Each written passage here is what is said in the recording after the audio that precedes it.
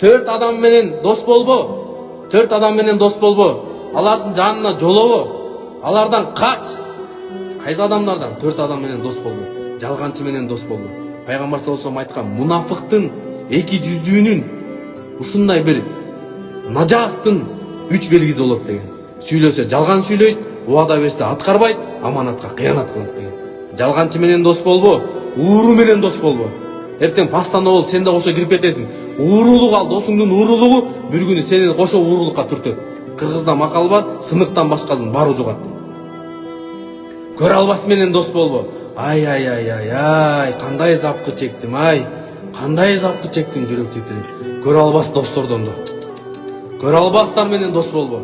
Сенин досуң көрө албас болгондо ала болуп кетет. Өрттөнүп кетет да сени көрө албайчы. Өрттөнүп кетет, сенин ийгилигиңди көрө албайчы. Ушундай достору болгон, досу көтөрүлүп кеткенде көрө албастыктан кол салган да досуна. Досын постанова кылган, досын сдавать эттирген, досуна бандиттерди жиберген. Ошон үчүн көрө албас досту көрө албастан менен дос болбо. Текеберлер менен дос болбо. Эртең байып кете турган болсо, экөөң жаш кезде чогуу мектепке колго кармашып басып келчиң эле, чогуу бир нанды жейчиң эле, текебер болгондон кийин, байыгандан кийин сен адам катарына эсептебей калды да. Адам катарына сен эсептебей калды. Ошон үчүн текебер адам менен дос болбо. Төрт нерсени такай үзбөй аткар.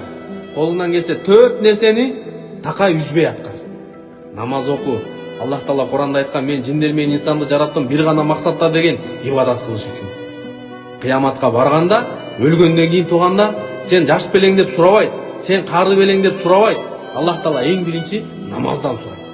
Эң биринчи намаздан сурайт. Сенин намазың бар болсо, намазың жакшы болсо, анда башка нерселериң да жакшы болот. Куран окууну үзбөй аткарайык. Биз бүгүнкү күндө интернетке баардык убактыбызды берип атабыз, көзүбүздү берип атабыз, зыяныбызды берип атабыз, бирок Куранга убактыбызды бербей атырбыз да. Куранга убактыбызды бербей атабыз. Ошон үчүн Куранга убактыны берейик.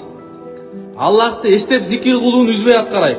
Аллахты эстеген адам, Аллахты зикир кылган адам тирүү сыяктуу, Аллахты эстебеген адам өлүк сыяктуу. Андан кийин не дейт? Туугандар менен карым катнашты үзбөй аткар. Тууганың сага кыянаттык кылып коебу, тууганың сага жаман сөз сүйлөп, азыр бүгүнкү күндө туугандын маанисин билбегенден, туугандын кадырын билбегенден, арзыбаган дүйнө үчүн, татыбаган дүйнө үчүн, болбогон бир катындардын сөзүн уккан үчүн, чогуу экөө бир үйдө жашаган, бир нанды бөлүп жеген, бир энчекте энген туугандар катынын сөзүн сүйлөп, башка сөзүн сүйлөп, арзыбаган дүйнөнү сүйлөп, туугандар бири-бири бет карашпай калды. Төрт нерседен тазала. Тилиңди ушактан тазала, тилиңди гайбаттан тазала, тилиңди интригадан тазала, тилиңди жала жабугандан тазала, дилиңди зулум кылгандан тазала. Пайгамбар саллаллаху алейхи айткан, тозокко киргендердин көбүнүн байкасак, көбү тилинин кесепетинен кирген экен. Бул сөз сүйлөгөнгө чейин сен сөзүңдүн хозяйынысың. Сүйлөгөндөн кийин болду, сөз сенин хозяйының. Бул сөз кеттүү болду, кайтарылбайт булчу.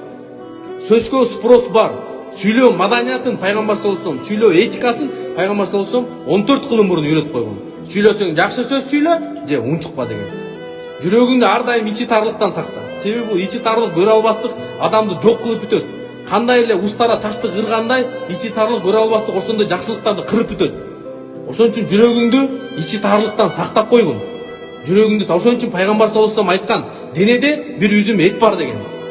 Денеде бир үзүм эт бар. Ошол нерсе таза болсо бардык нерсе таза болот. Кулак салып уккула жүрөк, назар салып уккула жүрөк деген. Жүрөк оңолсо адам оңолот, адам оңолсо алам оңолот деген.